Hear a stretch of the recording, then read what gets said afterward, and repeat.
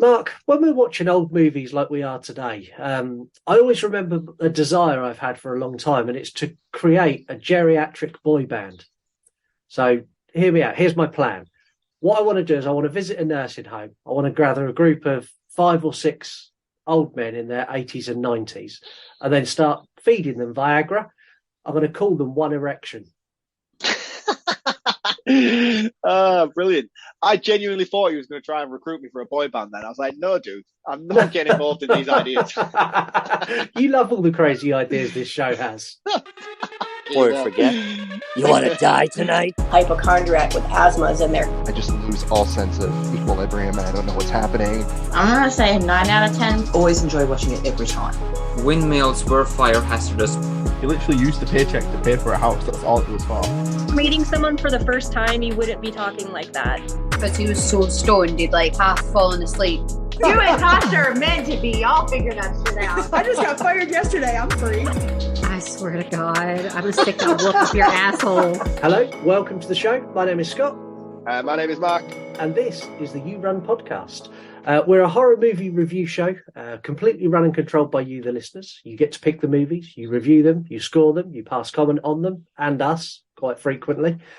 It's all completely free as well. So we don't have a Patreon, we don't have a subscription, we don't ask you to buy us a beer or buy us a coffee, we don't have OnlyFans where you can go and subscribe, we don't have any of that. All we want you to do is tell a friend that you listen to the show. Give us a review on Apple or Spotify. So that's on the app you're listening to now. If you're listening on either one of those, click back a screen. We'll still play. You'll still hear us. And you have the option to review us there. Share something on social media, retweet something, add something to your story, tag us in something. If you do want to support us with some money, which would be nice because me and Mark are poor, go to our shop. yourunpodcast.com and buy something. Christmas is coming. People want gifts. Go and buy a mug, buy a t-shirt, buy a beach towel, buy a sticker, anything like that. We've also got our special offer for a personalised podcast that we do need to sort out. The personalised podcast that we've already had ordered. We need to sort that out later. Oh, sorry, was you talking to me then? Yeah, I'm talking to you, not just the listeners. No, we've got an episode we need to sort out and arrange a date to record. Yes, we do indeed. Yes, I'm looking forward to that actually because I just watched that. So yeah, and apologies to that listener who has ordered a personalised podcast. We haven't forgotten. We will be with you very, very, very shortly. It's me. I'm a nightmare. I need tying down sometimes. So I do apologise. It's probably my scheduling that's causing the issues as usual. Do you know you're just issuing sexual tension to the listeners? You like being tied down. Last week you turned up sounding like the Macho Man Randy Savage. I'm fighting fit today though. I'm 100% back to normal, so I'm ready to rock. Kind of. Yeah, and gone for a better film, but yeah, I'm ready to go. And to be fair, the Macho Man Randy Savage was Heather's joke, so I stole that. So Heather can take credit for that. Well done, Heather. Anyway, personalised podcast. You can have any movie you want at all. Doesn't have to be horror. It can be literally anything. It can be Weekend at Bernie's if you want it to be. And that'd be cool. I'd like to do that. We'll review it. You can come on as guest. We'll do whatever quizzes you want, whatever features you want. We'll even release it if you want us to release it. £50. We'll edit it all together, send it off to you, and you can either keep it as a gift or you could keep it as a gift, keep it for yourself, or give it as a gift for Christmas. I feel like we're selling ourselves. I feel slightly prostitutionalized. Yeah, just be thankful you're not Elise. So we're well on our way to 1,000 subscribers, and she naked swims when we get there. Oh, that's going to be awesome. Unlucky Elise. Each week we bring you our unique take on your chosen horror movie. It could be a new release, poll picked movie, or a straight out listener request. We also give you control of the show where you take things like 3-word review, and we give you various shout outs and all kind of things like that. The best one of those shout outs is from Mark. Recommended account of the week. I'm on with the Strictly season. Hey! I'm well in on Strictly season at the moment. It's been awesome. Anyway. horror movie obsessed, gore hound Mark sat there watching Strictly Come Dancing. Or give me a fucking sequin shirt any day of the week. Man. Or if you're in the States, that's the UK's version of Dancing with the Stars. Oh yeah, that is the UK, the American version. I forget. I wonder if I can watch that too on catch up. Awesome. Love some more content. Right. So this week's recommended account is my first ever TikTok recommended account of the week. Hey! I'm trying to branch out. I'm trying to be better as a human. So this week I'm going to TikTok, and the reason I picked this account is because he is going to be a guest with us next week, and I feel you all need to prepare yourself properly. This is one of the most outspoken men I have come across on the internet, and you all need to be prepared for his arrival. So you can find him on TikTok at ChunkyLarry2. He is also on Instagram and other various platforms as well. You can find him at CreaturePod on Instagram, but as I say, I'm trying to be better, so I went with the TikTok option first. He's also CreaturePod on TikTok as well. He's got two. In fact, he's got 3 accounts on TikTok. So he's also got his podcast, which is the Ghoul Kids Table podcast on TikTok too. So you do more research than I do. No, it's because I interact with Larry a huge amount. So his podcast is him, Ali Grind, The Cool Ghoul, and Tragic Ra. Oh, nice. I'm not familiar with any of those or the podcast, so I need to up my game. So I've mentioned Larry because I feel like it's going to be an explosive episode next week, and you guys really need to prepare yourself for his opinions and his take on horror. So you can do that by following all of his accounts, and just strap in and basically get yourself ready for next week. Yeah, and to be fair to Larry, he is very outspoken, but my God, he's so entertaining. He is probably hilarious. Some of his reels and his stories and his TikToks are fucking fantastic. He's a very funny man. Especially like if someone like TikTok is a place where people that don't follow you and don't really interact with you will see a video on their For You page and they'll make a flippant comment. I'm quite good at picking them up and making someone look silly. Larry will pick them up and make the person wish they were never born. He's done it to me before. I didn't intentionally seek out an argument. I just saw a post he'd done and just casually commented on it, like, ha ha ha, that's funny. And he responded with a reel, like, bringing me down. I was like, shit, that was brutal. That was my first interaction with Larry. It was, what was John Carpenter's greatest horror movie? And he's like, we all know it's Halloween, don't we? And then I stitched it going, no, we know it's The Thing.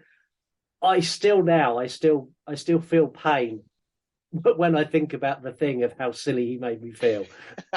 He's excellent. It's going to be a great episode. So yes, strap yourselves in. Go find Chunky Larry, Chunky Larry 2 on TikTok or CreaturePod on Instagram, and as Scott mentioned, various other accounts as well. And definitely go and give his show a listen as well. If you want a real taste of Larry, go listen to the Ghoul Kids Table podcast. 4 great podcasters, all with very, very, very different takes, and it's incredibly entertaining. There you go then. Recommended account this week is turned into a season's worth of recommended accounts for you to divulge. That doesn't give you any more time off, you know that, right? Oh, come on, man. I'm trying to cash in here. Sure, that gives me a pass for a few weeks. No, it doesn't. So last week we looked at Damien Leone's Terrifier 2. Me and Mark both agreed that it was the birth of a horror icon in Art the Clown. Today we're doing something very similar, not just looking at the birth of a new character, but the birthplace of horror as a whole. Today's movie is a listener request, and it was requested by Office of Pop Culture on Instagram, and a long time ago, so apologies it's taken so long to get it on the show. This was requested like January. Wow. So it's nearly Christmas. You know it's nearly January again very soon. I know. I've got it under a year. I've got it only just, mate. Only just. Office of Pop Culture is a super cool account. They focus on what you'd expect: popular culture movies. Most of their predominant posts are things from like the past, so things that are 20 years old, 40 years old, 50 years old. Lots of Hammer horror, lots of black and white stuff, and a lot of the stuff they share is really, really cool and like visually like really impressive, which explains why they chose the movie they did. So the movie they chose is 100 years old. Yes, 100 years old. Today me and Mark are going back to the roots of the genre we love as we take a look at 1922's Nosferatu. Now this is the bit where we'd normally play a trailer, but in 1922 trailers were not a thing. Oh shit! I didn't even think of that. Nor did I, as I trundled off to YouTube to find a trailer for it, and there isn't one. Obviously, I felt very silly when I found out that trailers didn't come in until the 40s. Holy shit, man! That is fucking great. I didn't even think about that. So to put this in perspective, when this was advertised, it was advertised in papers and on posters that went on walls, like real physical handmade media to advertise this. That is insane. That is insane. Some small paupered little child running around stapling it to lampposts. Exactly that. No trailer, but being a silent movie, even if there was, I don't think it would have been the most entertaining trailer for you to listen to anyway. That's a very good point. We'll get this show on the road with the listeners' scores, and the listeners have scored this an 8 out of 10. Me and Marc will save us scores to the end, and obviously your thoughts in 3-word review and other bits will be later. Me and Marc had discussed the movie, and we want to do it justice. And with that in mind, we cannot do a play-by-play of Nosferatu, purely for the fact that there's lots of scenes that it's silent and not a lot happens. So you might get a 3-minute scene of a carriage going up a road. You might get an 8-minute scene of someone stumbling around a ship. And I don't want to just give it to you like that, because it's not fucking entertaining. If we deliver it to you like that, it's just not. So what we're going to do is we're going to give you a little bit of a history lesson. We're going to give you an overview of the story before giving you endless amounts of facts that surround this movie. And the facts are absolutely outstanding for this film. We will be giving away spoilers. So if you have not seen this movie that in the last 100 years, I suggest... I mean, it's only just come out, so let's just watch where we go with this. This movie's been out a while, so if you've not seen it and you're worried about spoilers, stop listening now and go and listen to it and come back. Go and watch it and come back. We're going to kick off with a little bit of history. So in 1897, Bram Stoker published one of the most famous pieces of literature ever released in Dracula. It cost 6 shillings and was bound in yellow cloth with red leather writing. Sales were really, really slow until it was sensationalized in American newspapers in 1899. Dracula is now a household name and has had, I can't count the amount of adaptations in movies, TV series, all sorts. Also, the book has not been out of print since 1897. It's been in print every year for 125 years, and this year has sold 9 million copies. And I am one of those 9 million people. I bought a copy of this a few weeks ago. Do you own a copy of Dracula? I do. I own a couple of copies, paperback and a hardback somewhere in the loft. I've not seen them for years, but I know they're there. In 1921, Prana Film was created with the purpose of creating supernatural and occult movies.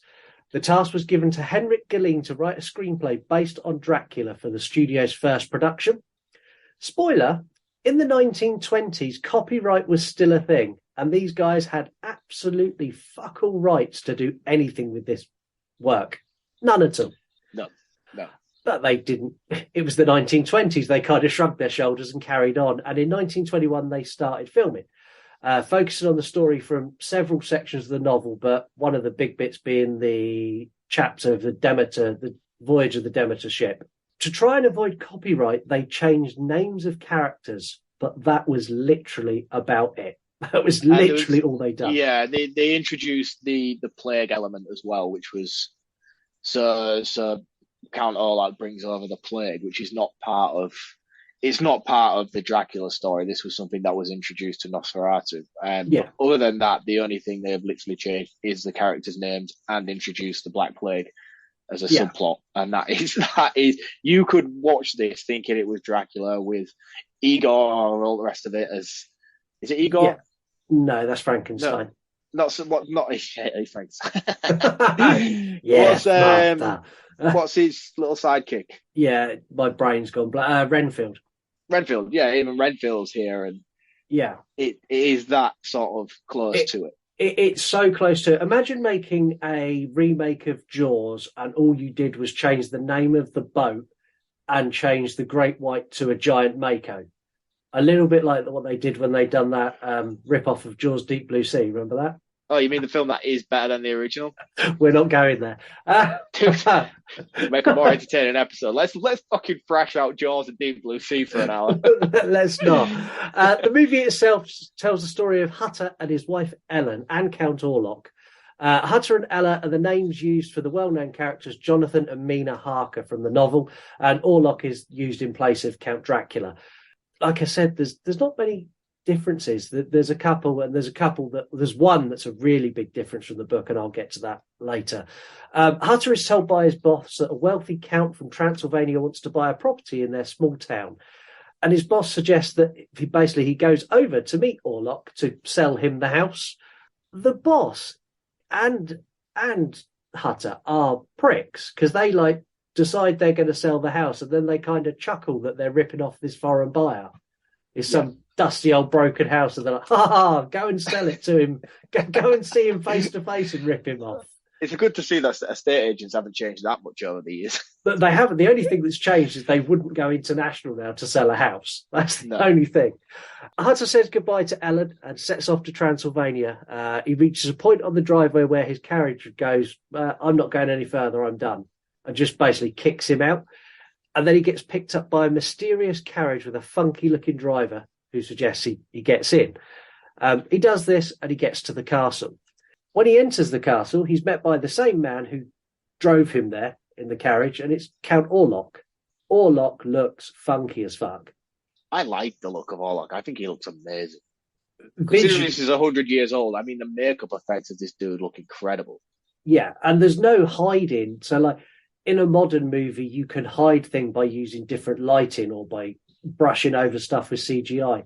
They had no ability to do special lighting. They had no CGI. They had literally nothing. So whatever they made had to be perfect. Yeah. I mean, you can tell that they had struggles with lighting issues because this is all filmed during the day. Yeah. Even though it's trying to insinuate that this is nighttime.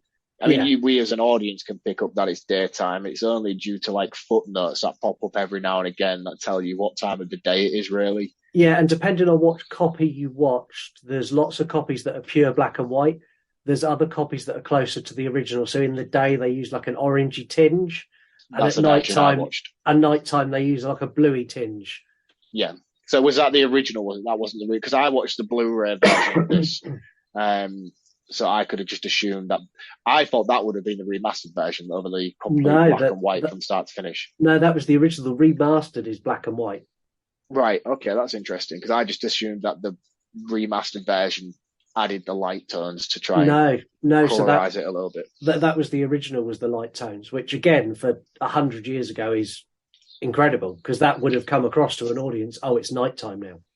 So how do you reckon they did that? Do you reckon that was just a filter over the top of the camera? It's got to be a filter. I can't see any other way they would have done it. No, I can't, because there's no way of controlling. They didn't have pop-up lights like we do now and stuff like that. The only other thing they could have done would have been actually tinted the film once it had been filmed. Oh, that's quite good. I never thought of that. No, it's got to be something they put in front of the camera lens, like a little polythene colour tone thing. Was polythene a thing in 1922? No, it will have definitely been it definitely wasn't plastic. It will have been a coloured glass. Like a stained, it'll have been a stained glass lens, wouldn't it, that they would have used, I imagine. And again, just the amount of effort to do that compared to modern filming is incredibly impressive. Hutter is trying to sell the old abandoned house that's opposite his house to Orlok, which, as a shit estate agent, he's selling a dud house directly opposite where he lives. Like he's not going to get any backlash when Orlok actually buys it. Yeah, I didn't really pick up on that, I'll be honest with you. I mean, it's a really hard film to digest if you're not... It's old as shit, let's be honest. It's old as shit, and it's slow as well. So, you have to be seriously dedicated to what's going on screen to be able to pick up on these story elements. You can watch this film from start to finish and get the gist of what's going on, but you have to seriously focus and read the footnotes that flash up every now and again to be able to pick up on the story elements. So there's a lot here that I didn't quite catch, and that was obviously one of them. Yeah, so Orlok's looking at pictures. He's not really interested in buying the property at all until he sees a picture of Hutter's wife. And he says she has a lovely neck. Makes a comment about her neck. And as you just said, we say he said, but he didn't say because it's a silent movie. So you read it on it. Yeah, and the pop-ups you get are all in really old italic writing, and the film quality is not great, and they're really hard to read. Oh, you see again. I watched the Blu-ray version, so I don't know whether these were then added additionally on the latest release of this film because it was clear as day and like old italic, really nice, fancy writing on it was basically like a piece of paper that looked tea stained. Remember when you used to do that tea stain thing at school when you put a bit of paper in a water with tea bags and then got a lighter and burnt the corners to make it look like a scroll? Yeah, exactly that. I wonder if they still do that at school. My kids have never brought home anything like that. It's probably not loud now. It's probably like dangerous. Maybe someone's allergic to tea. Most probably. Yeah, you can't do that. We have a terrible tea allergy. It's at this point we also find out that Orlok needs to sleep during the day. Throughout the movie, Hutter is reading the book Nosferatu, which I think is incredible because it was meta in 1922 when meta was not even an idea yet, but it was already being done. It would have been cooler if it was Dracula he was reading. Yeah, I think they were skirting the copyright a bit close as it was anyway. This is true. The book is mentioning not to let dreams be clouded by shadows. And we get a scene where this happens as Ellen sleepwalks and nearly falls off a balcony. Hutter is disturbed by Orlok and investigates the castle. Why? Why would you go digging around in the castle? Would you? Do you really need to ask me that question? Yeah, that's a stupid question. Anyway, he finds he finds a couple of coffins and he finds Orlok is in one of them and freaks out. Later that night, he sees Orlok loading coffins into a carriage, and then Orlok gets into a coffin himself and lays down. Hutter then makes the decision he's leaving. Orlok travels to Hutter's hometown and goes there by ship. And the ship has reported that there's a plague. Well, kind of a plague. It's got fucking Orlok eating everyone, but the plague is blamed for it. And Hutter makes his way home as well. Ellen's dreaming and nightmares and sleepwalking gets more persistent at this point. It's the Demeter is the name of the ship that Orlok travels on. And when that arrives in the town, it's allegedly brought the plague with him because they think that everyone on the boat who's dead died of the plague. Yeah, because they've got the bite marks on their neck. Yeah. So they're like the cool because instead of there being the wider, I'm not even going to pretend to be like a dentist to know the name of the teeth that vampires have. Heather will probably know. We'll catch up with Heather later and ask her. The wider vampire teeth. Yeah. Orlok's got the two front teeth, which are his vampire ones. So like the pinholes are really close together. It's interesting enough. Yeah, it's definitely a different take. And again, I think that's something they've done to try and avoid the copyright. Let's move where his fangs are. That just makes me curious to know now then. Does in Dracula the book, because I haven't read it yet, does it specify which teeth Dracula has to make him a vampire?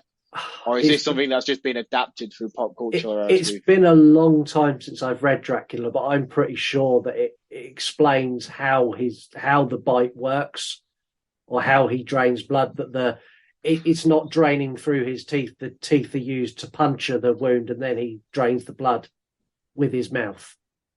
Yeah, I'm just wondering, did they, with Nosferatu, did they then adapt it thinking that was the intention and that's how they perceive the novel, or is it specifying the novel that it's the more outsider? I think it specifies the novel, but as I say, it's been fucking 20 years since I've read that book. So what messaging, if they know the answer to this question, whether Nosferatu got it right and then it's just changed over time through pop culture, or whether it was always specified where vampire teeth are. I know who will know this, and that's Angel from Voices from the Mausoleum. She'll know the answer to that. Angel. Then Angel, please message me because I really need to know. This is going to ruin my brain now for weeks. So we also get a town crier who's going around the town and he's basically initiating lockdown and putting white crosses on everyone's doors. And we thought we were the only ones who got lockdowns. In 1922, they had one as well. Interesting. And I'll get to that in facts because that's very, very important to this story.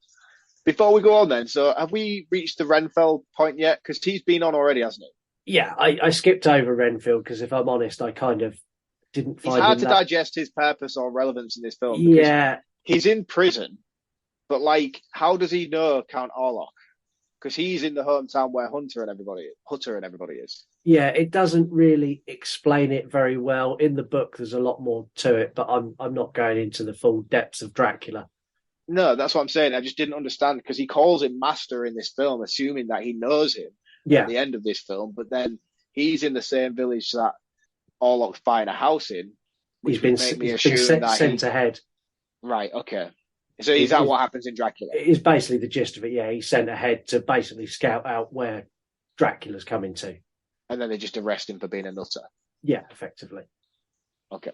Thanks for clearing that up for me. I had no idea. No worries. Hutter tells his wife not to read the terrible book he brought home with him.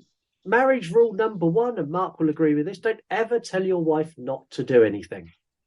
You don't even have to tell her not to do anything. She will do it regardless. Yeah, your best bet is to tell her to do it. Then you've got less chance of her actually doing it. Exactly that. Could you please read this horrible, nasty book I brought home? Because then you'll get I don't want to read the fucking book. Exactly. We learn how to adapt as men. We do, because unfortunately men are really, this is going to sound really sexist, and I apologize if I upset anyone, but men are, on the whole, we're very simple creatures. There's not a lot to us. Women are like the fucking Enigma code. There's so much to decode, and it's like if a woman says they're fine, they're not fine. No. And you only learn that as you go through relationships and get shouted at for, it's like, do you mind if I go to the pub? Yeah, it's fine. And it's you not fine. No, you go to the pub and then you get back to, can't believe you went to the pub, but you said it was fine. No, that's not what I meant. Oh, I'm sorry. I didn't I didn't realise. It's good to know I'm not alone in this world then. Yeah, no, you're not. I didn't realise there was a subtext I needed to take into account, not just what you were saying. Anyway, before I end up divorced myself, she does read Nosferatu, but she also finds out how to stop him as well. So she finds out that a sinless maiden, if it gives blood willingly, will basically make Nosferatu forget that dawn is coming and he will die. In Nosferatu, sunlight kills vampires, which has kind of been adopted across pop culture as that's what happens. In Bram Stoker's Dracula, sunlight does not kill Dracula. Really? Is that because he's head vampire, though? No, sunlight does not kill vampires in Dracula. It weakens them. But they can go out in the day. And in the novel, there are several times where Dracula is out and about during the daytime. I mean, let's be honest. If we're talking Dracula, we're talking Gary Oldman, and there is that scene where he's in a top hat with sunglasses. So yeah, I'm all right. I'm involved now. We now cut to the final scene. We're at the end.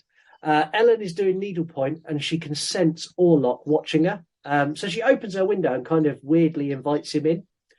She also fakes being incredibly ill and sends Hutter to the doctors to go and seek help to get him out of the house. Orlok comes in and she offers herself willingly, very seductively as well for 1922. This movie, I imagine, was incredibly raunchy in the 20s. Yes. And before we get to that closing moment, I just want to touch upon that scene where Orlok's coming up the stairs and his shadow's moving freely over himself. Yeah. Fuck, man. 100 years old. This is 100 years old, and it has better CGI than some of the shit I've been watching recently. The thing is, though, that's not CGI. That would have been a practical effect, but I genuinely can't work out how they done that. I have no fucking clue how they did that. There's a scene where he's walking up the stairs, and he's in his shadow, like Peter Pan's away from him, and then he opens the door, and his shadow freely doing. It's insanely clever. And this stuff earlier on as well, when Orlok's on top of the ship, and he sort of like fades off into the dark, which is something if you saw in a modern film today, you would think nothing of it. Yeah. But in a film where they don't even have set lighting, I'm like, how the fuck did you do that? There's so much in this where I spent a good chunk of this film just going, how did they do that? That's really impressive. And also you can see like the challenges. So there's scenes where like a carriage is coming up the road and they've obviously got the sunlight blaring in the camera. And they can't get around that. You get this horrible glare on the camera, and then all of a sudden it focuses, and it is really impressive. Like to see where cinema was to where it is today. I found it really interesting. Yeah, the raw elements of this film are mesmerising to watch. They really are, but it is difficult to get. You only get those rare glimmers of insight every now and again. Yeah, I'm not going to lie. I'll get to it in my roundup. I'm not going to do it now. The movie ends with Hutter's boss being taken away to the asylum because she distracts Orlok and he dies in the sun, which again is another really impressive scene where he fades away. So his hand, as the sunlight hits him, his hand fades and he disappears. Brilliant. Looks incredible.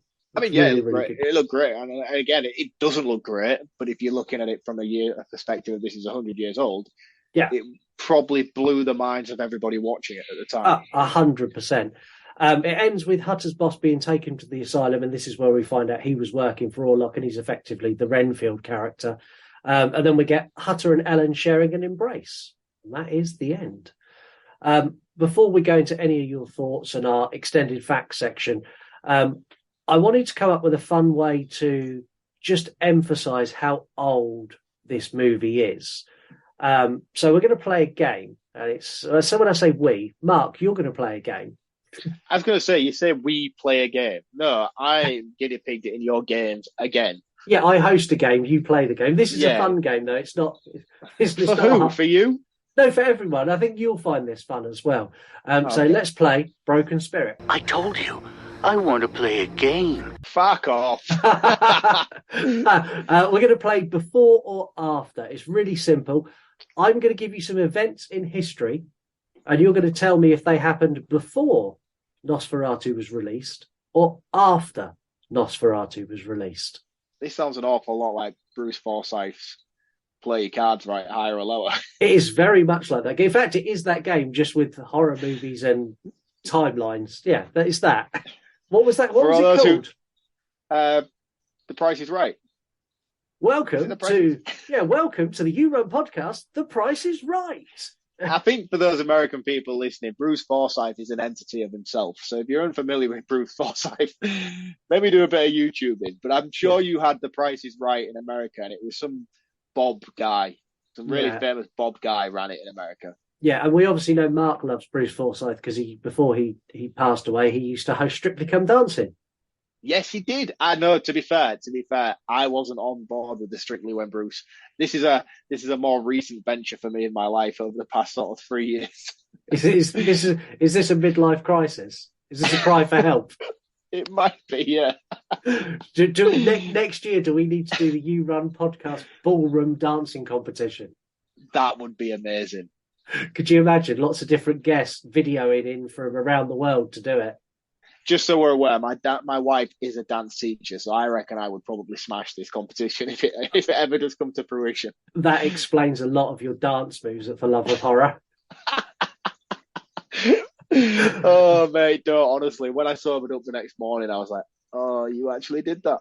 You actually went and did that. Did you like the fact that like the first clip that you get in our little montage video that's on TikTok and Instagram is Mark like grinding his ass low to the floor as he can get? And that is just a snippet of. I think that was only the start. I don't even think the main act had come on at that point either. No, that was. I can't even remember who that was. I think that might have even just been to like the DJ that was just playing some random 80s music. I was in the zone, man. I was fully in the zone. I'm going to be honest. It wasn't even Tim Capello that got that reaction out of you. No, I was just 4 or 5 beers in, and the rest. You were 4 or 5 beers in before it got to 4 o'clock. So was I. Yes, I mean if you're going to go, then go and do it properly. Exactly that. Anyway, let's play our game. So, did this happen before or after Nosferatu was released? King Tutankhamun's tomb was opened. After. Was after. It was opened in 1923. Oh, fucking hell, only just then. Only just. The world's first auto-electric starting vehicle was created. So before they used to hand crank them, it was the first one that was like a key turn start. Before or after? There was no cars in this. Like any sort of automobile. Automobile? No, there wasn't any cars in this. God, and then again, that's like, no, because the war was like in the 40s. We had planes and all sorts of shit then. I'm gonna say that's before the film. It is before the film, believe it or not, 1911. That's not that much before either. No. A lot happened in the 1900s. Yeah, it did. The Titanic sank before or after Nosferatu? After. Wasn't. It was before. The Titanic sank in 1912. What? I know. My mind's like that. Traffic lights were invented. When did we just say automobiles came about? 1911. Yeah, that was after. Surely that's got to be after the film. It was. They didn't get traffic lights weren't introduced until 1923. So I'm still amazed it's as early as that, to be honest with you. So they were driving around from 1911 to 1923 with no traffic light signals whatsoever. Yeah, but I mean, there weren't as many cars on the road as there is these days. It's very true. Plasters or Band-Aids in the States were invented. Were they invented Band-Aids. before or after Nosferatu? After. It was after 1924.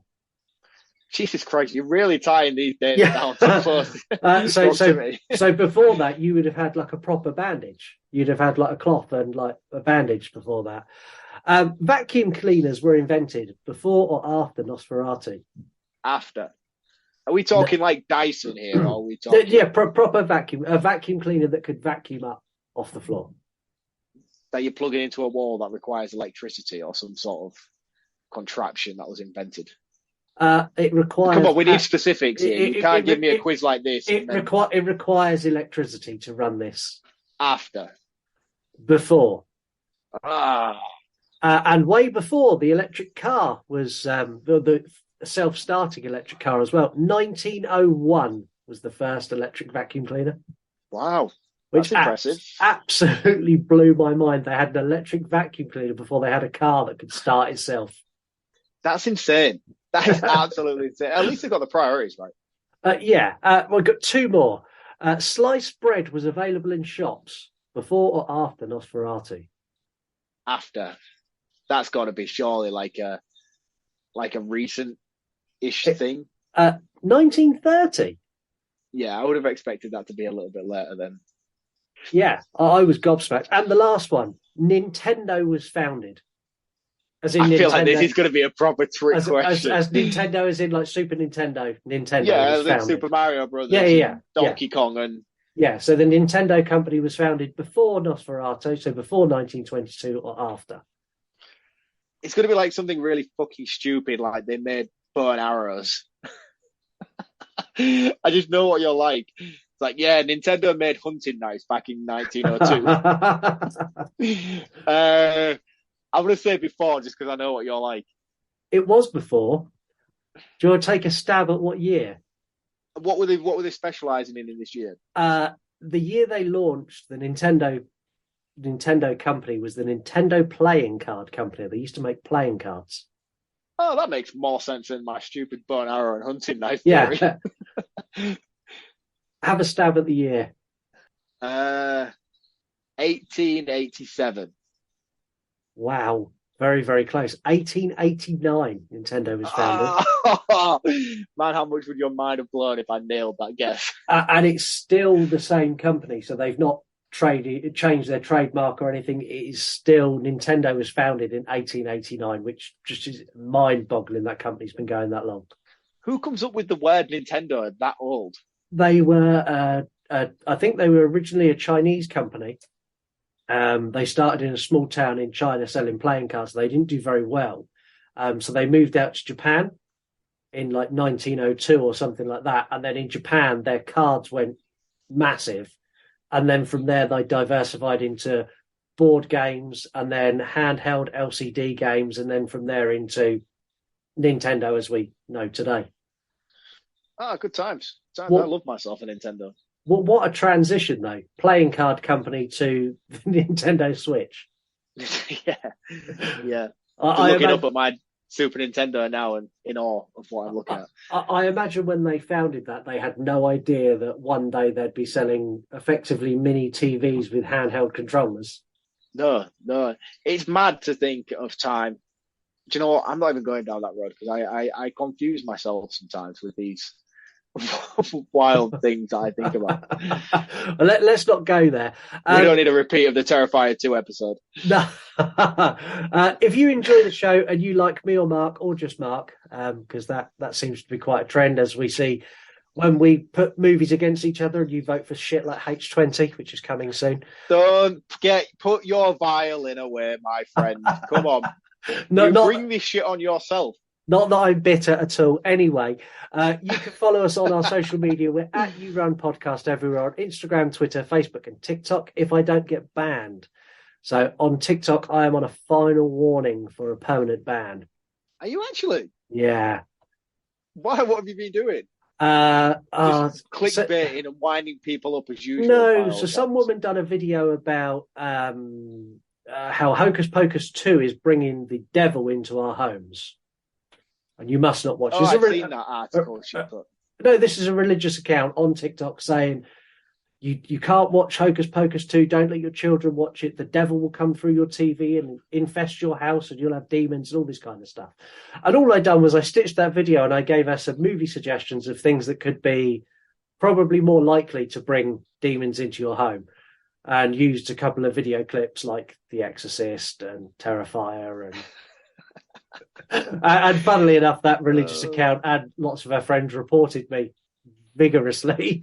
The video got taken down and I got threatened with a ban. Dude, stop winding people up. Stop winding people up, man. I'm not being funny. She said Hocus Pocus 2 was bringing the devil. It fucking wound me up. I was defending myself.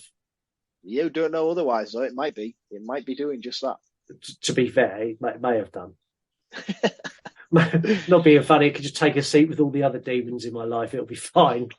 Pull up a chair, sit next to depression and alcoholism. They're over there. Can't have a chat with them. You can also get in touch with the show by emailing yourunpodcast@gmail.com, or you can record us a voicemail. Really, really easy. You can do that on our website, yourunpodcast.com, or you can leave me a voice DM on Instagram, or you can just do a TikTok video and say, this is a voice DM for blah, blah, blah, and I'll take the audio from there. Zoinks! 3-word reviews, man! We've got the 80s horror lover.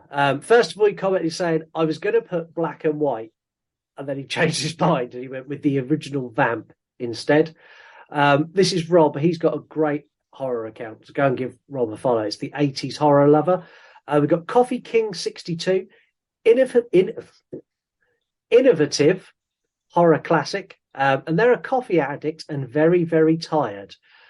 We got CISA CH74, the best, and they're a Metallica and heavy metal fan account. And then we've got the Film Talk guys at Mo Spheric, and they're a movie podcast that I've actually added to my rotation because I've not listened to them before, so they're on for next week. I'll be giving them. Can we just touch on their name a minute? Is it at as in the symbol at? No. So the whole thing is atmospheric, or they? No. Their account is the Film Talk guys. Their 3-word review is at Mo Spheric.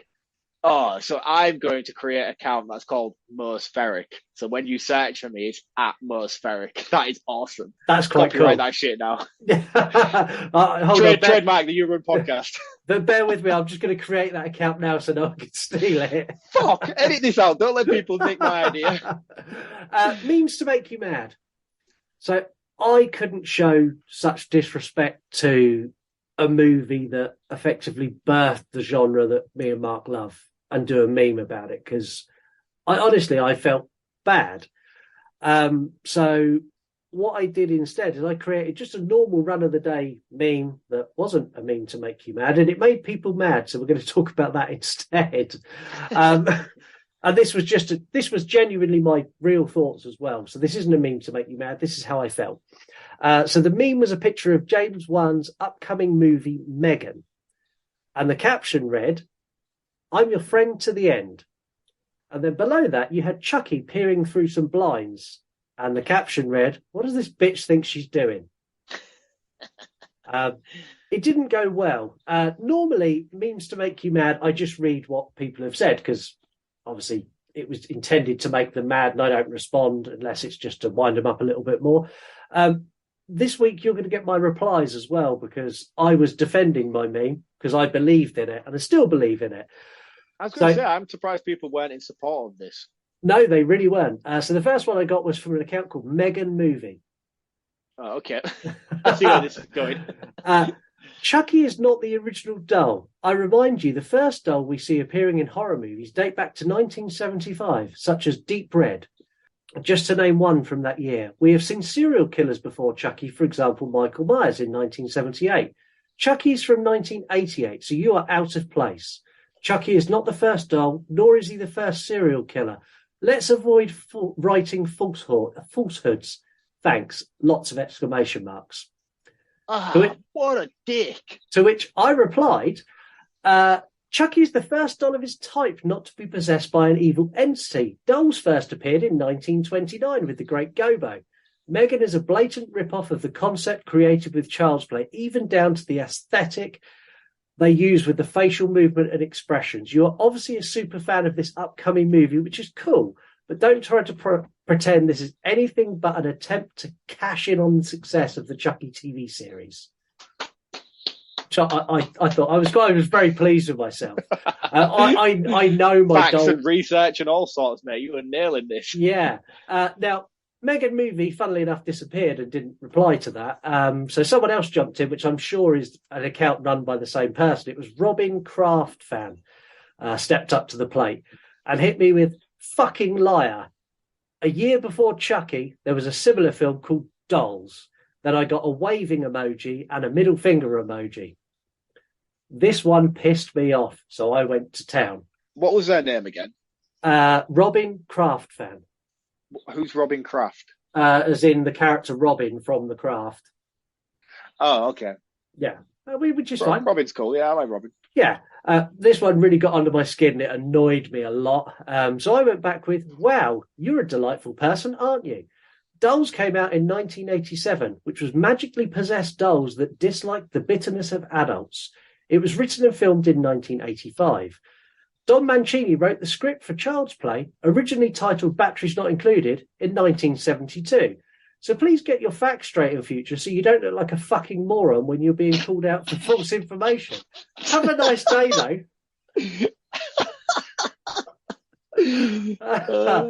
And funnily enough, I didn't get a reply from that account either. So the moral of the story is, know your shit if you're coming at me in a meme, because I know what I'm talking about and I will expose you. Fucking hell, man. How do you get any work done? I get photos, I get some work done. It's just like these things need to be dealt with, and like just annoyed me. I had to deal with it straight away. It's like I was fine and I was kind of like chilled, and then they're like, fucking liar. I was like, don't you fucking call me a liar. Fucking on. That's it. It's fucking on now. And funnily enough, I don't intend on tagging either of these accounts when we release the episode, because I don't want them to complain about the show and give us a negative review. So, this is very true, actually. Yeah, please. Yeah. So this is just for the listeners. So if you know those accounts, feel free to tell them, but I'd rather you didn't. I will expose people on facts, as I just said. Let's talk about facts in this episode. No, facts, no. That was a really shit and lazy link, wasn't it? Yeah, I expect better from you, I'll be honest. Yeah, I expect better from me. Anyway, this movie turned 100 years old on the 4th of March this year. I still just can't get my head around this movie's 100 years old. When you say it, though, it doesn't sound that long ago, but it fucking is in comparison to actual cinema. Yeah, and you could probably. There's not a lot of people who are alive now, who were alive when this came out. Or at least if they were alive when this came out, they certainly didn't watch it. No, they didn't go. They didn't go to the theatre to watch it. They would have been children. Bram Stoker's widow sued the production company for copyright infringement and convincingly won. So much so that they had to burn and destroy all of the negatives as part of the lawsuit win. The film surfaced years later in parts of Europe. There were still copies lingering around, but the original cut of this doesn't exist anymore and hasn't done for 100 years. No, because I mean, even the score is not the original score that we see today.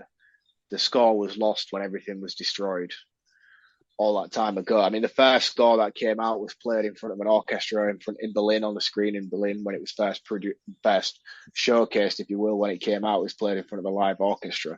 The score that we see now, by the way, we're transitioning to a separate fact here. I'm just taking the boat. Yeah, that's fine. The score that we've got now is from James Bernard, who's more closely associated with his work on Hammer horror films in the late 50s and 60s. He then reproduced a score for this film based on snippets of bits and bobs that they had, and basically composing his whole entire score. So the score you listen to now on probably every copy you will ever watch of this ever again is not the original score that was intended for this film when it first came out.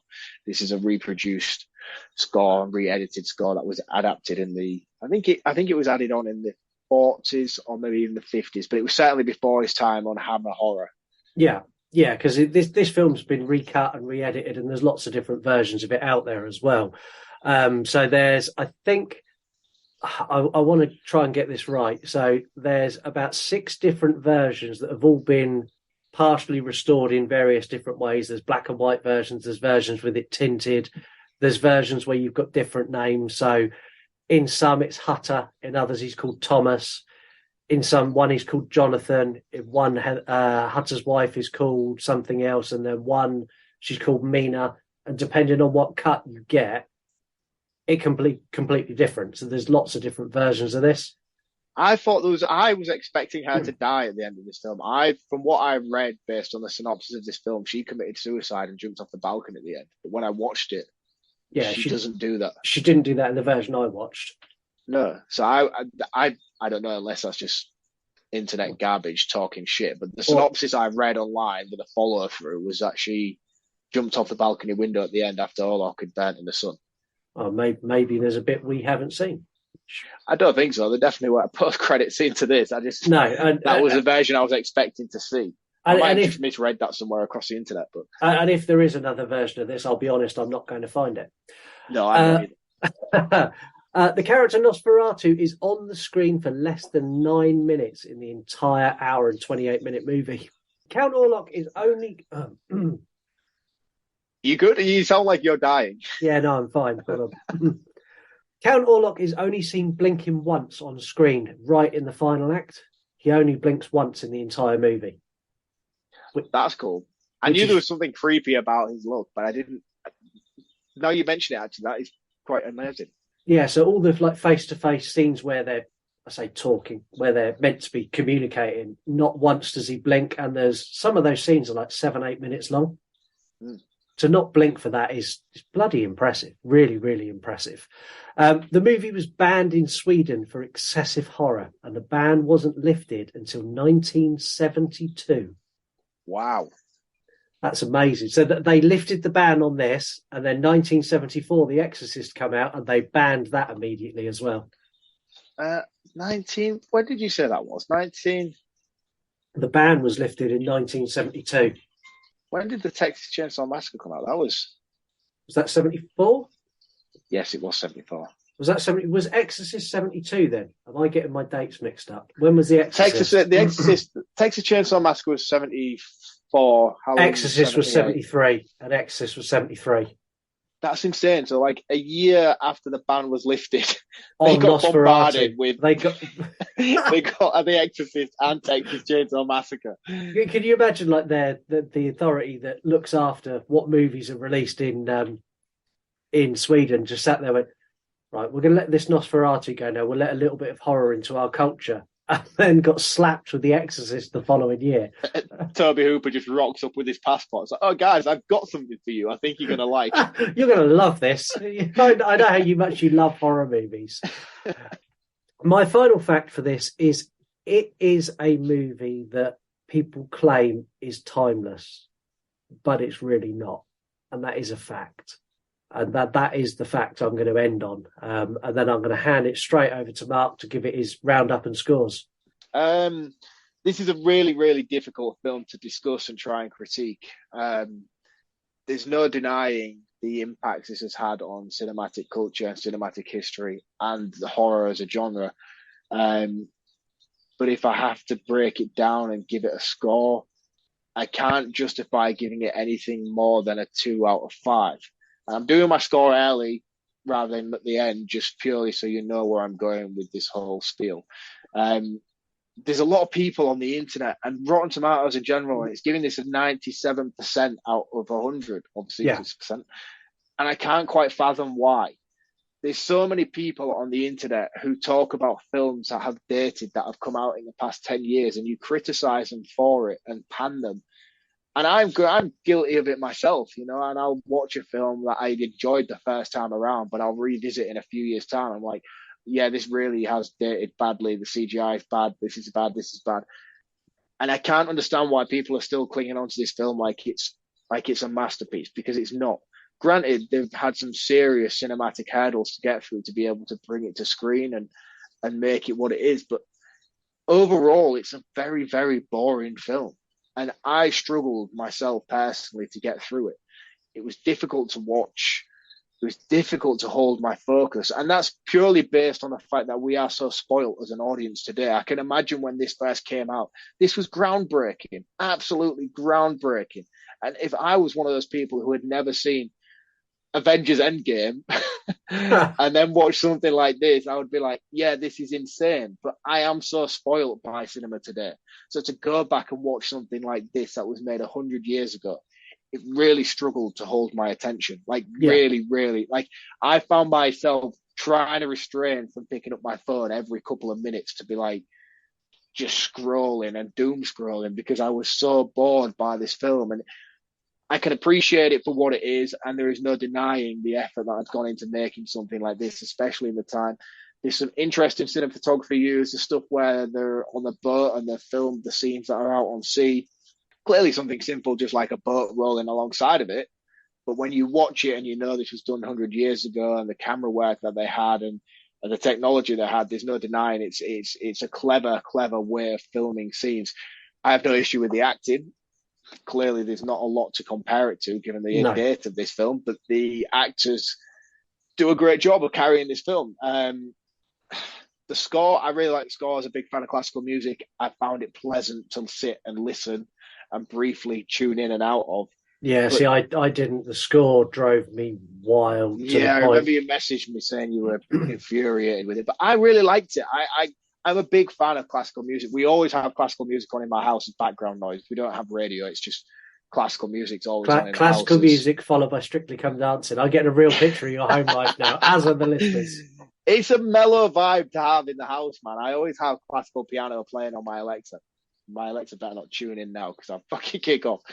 That's all we usually have in my house is just classical music playing. So I quite like listening to it and tuning in and out of it. But I don't understand how someone can go out there and give this a 97% on Rotten Tomatoes when it's not, and it doesn't deserve that place if you're judging it by today's standards. Yeah. And I'm not expecting people to judge it by today's standards, but it's the same type of people who will give this 100% on Rotten Tomatoes, but then they'll go back and bash over something like I Know What You Did Last Summer because it's not dated well so many years later. And I don't understand those kind of people. So I'll critique it as it is. This film was heavily boring. There's no denying it's got a massive impact in pop culture. The creation of Count Orlok is amazing. The makeup and effects for the time was outstanding. The cinematography as well is also great, but it doesn't look very good today, and it struggled to hold my attention. My score is purely based on appreciation. That is it, not based on enjoyment of the film. It's based on appreciation. It's a 2-star film, and that is me being extremely fucking generous, I'll be honest. Okay. It was a chore to watch. I'm not going to lie. Cinema's come so far in the last 100 years that the same as you, like comparing this to like a bad TV series, it's so dull. It's so dull. It's incredibly hard to watch. The lighting is off. I found the acting really pantomimish. I know that's just because of the time. That's just how it was. The issues I had with it, I can't help but appreciate how much of an achievement it was. And they tackled some really hard issues of the time as well. So this heavily featured the plague. That was a very, in 1920, they were in the middle of the Spanish flu pandemic, killed millions of people around the world, and they had global lockdowns. They were living in very much pandemic times like we are now. And to put that in a horror movie must have only amplified how terrifying this movie was. Not only was there a monster, but it's tackling a plague that's sweeping the world while you're living in a plague that's sweeping the world.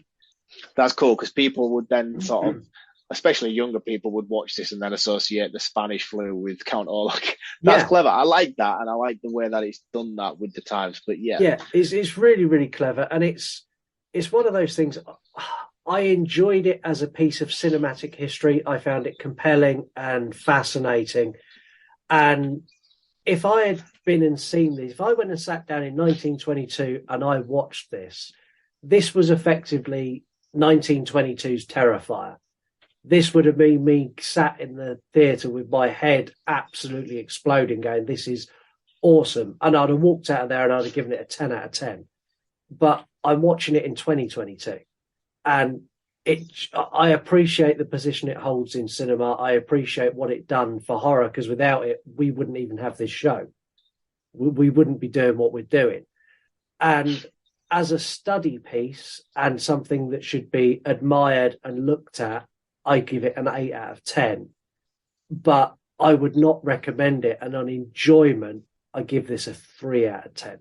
So if you like old silent movies, or you like the study of historical cinema, this is for you. If you don't, I imagine you'll be like me and Mark and just banging your head on the wall, because it is painful to watch. And that's not to make us out to be undereducated fools. Like, we can appreciate it what it is. Like, we can appreciate the study behind it. And we were both sat there taking on board the struggles that they've gone through to produce a film like this, to film a film like this, to cast a film like this, to act in a film like this without previous comparisons. Like, we get all that element from it, but we're critiquing it as a film that we're watching in 2022 and trying to be as honest as we can with you guys, so that we're not sat here being like, yes, this is a 5-star masterpiece that's gone on to create the world of horror as we know it. Because you'll then go and watch this thinking we're pushing you towards a 5-star film, and you'll be like, you guys are fucking idiots, because it's a chore and it's hard work, and we understand it and appreciate it for what it is, but it's not great. And yeah, don't get me wrong, if I was in a cinema 100 years ago and I was watching this for the first time, having no prior knowledge to anything that had come before it, my mind would have been blown, and I'd have been sat there with my jaw on the floor. But unfortunately, we are 100 years down the road, and we are spoiled for choice in comparison to something like this. If you do want to go and watch it, it's on Amazon Prime, YouTube, various other streaming sites for free. It can also be rented here, there, and everywhere, but it's free on YouTube, so go and watch it on YouTube. Don't pay for it. Please don't pay for this.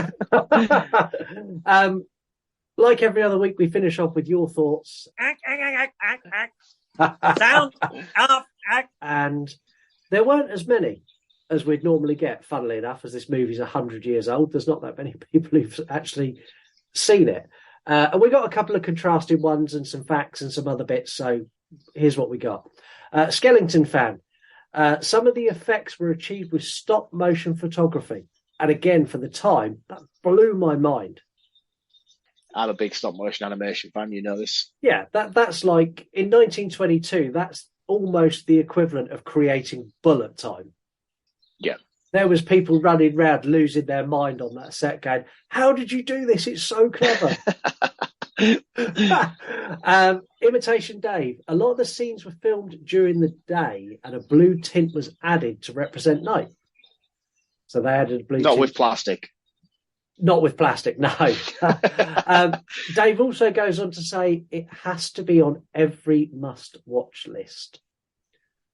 And again, I'm not going to do. No, I'm not. You're going to disagree then, but I'm not. I'm going to disagree. I think it's something that everyone needs to watch once. Yes. It's a bucket list film, and I am very glad that I have ticked it off my bucket list. But I will never watch this again as long as I live. No, and I'm with you on that. Wednesday Wine and Horror. Heather chimed in on this. We already know where Heather feels about this. He needed a dentist. It's like if Bucky Larson was Dracula. Who's Bucky Larson? I have no idea. I guess he's got big teeth. I'm going to have to Google Bucky Larson just so we can get in on this joke. Yeah, you could Google that. Also, the listeners, if you could send me some pictures of Bucky Larson so I know what Heather's on about. Like I said, this is not for everyone. If you are a fan of cinema, 100%, you need to go and watch it. What can I say? It's 100 years ago. Mark's just showing me a picture of Bucky Larson. Yeah, it is. Definitely go and watch it if this is your thing. If you don't like silent movies and you're not interested in old cinema, give it a swerve because you're not going to enjoy it. Don't forget, catch up with us on Friday for news. And we're back next week with a movie that I can't wait to hear what Mark's got to say. We're going to be watching Class of Nukem High. We are indeed, with recommended account of the week, Chunky Larry. Yes. Have you done any digging? Have you looked at any pictures or anything of Class of Nukem? Oh man, nothing. I'm trying to stay as much away from it as I can. I'm just going to sit down blind and just go in. So I'll be watching that this week. If you go into that completely in the dark, my phone is going to blow up with messages in the first 6 minutes. Yeah, I'm going in completely blind, and I'm not going to know anything. I know nothing about that film whatsoever, barring the title. Okay. I've heard of the title before, but I have nothing. I don't even know the cinematography, the acting, I know nothing. I literally have not seen a single snippet or still image of that film. Okay, that's good. That's good. You're going to have a whale of a time with it. Everyone's going to have a whale of a time with Chunky Larry. He's incredibly funny, incredibly outspoken. And all of you picked the quiz that he will be doing, and you are all very, very mean, as next week we get the return of the unbeaten Broken Spirit. Oh, I think he might do well, I wouldn't be surprised if he comes on and nails the shit out of it. I when the listeners picked it, I kind of went, do you know what? You might have shot yourself in the foot because he might come on and kill it. Yeah, I think he's a strong contender. His horror knowledge is crazy good, especially from 70s and 80s. He's like, I'll be picking. I'm going to get some questions in there from Nosferatu to try and throw him off. That's cruel. No one watches this shit. No, and that's it for us this week. Mark, can you sign us off, please? I can indeed. Cheers, guys. Thank you very much for listening, and make sure you check us out this Friday. For those of you who only tune into our regular movie review show, you can catch us in just a few days' time on a Friday when we do movie news.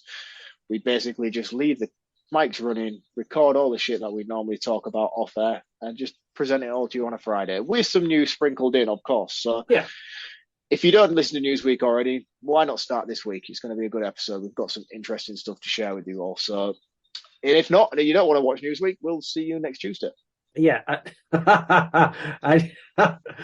and your homework for next week is to watch the Class of Nukem High.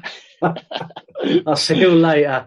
Cheers, guys. Bye-bye. Before we forget, you want to die tonight? Hypochondriac with asthma is in there. I just lose all sense of equilibrium. I don't know what's happening. I'm going to say 9 out of 10. Always enjoy watching it every time. Windmills were fire hazardous. You literally used the paycheck to pay for a house. That's all it was for. Meeting someone for the first time, you wouldn't be talking like that. Because he was so stoned, he'd half fallen asleep. You and Tasha are meant to be. Y'all figure that shit out. I just got fired yesterday. I'm free.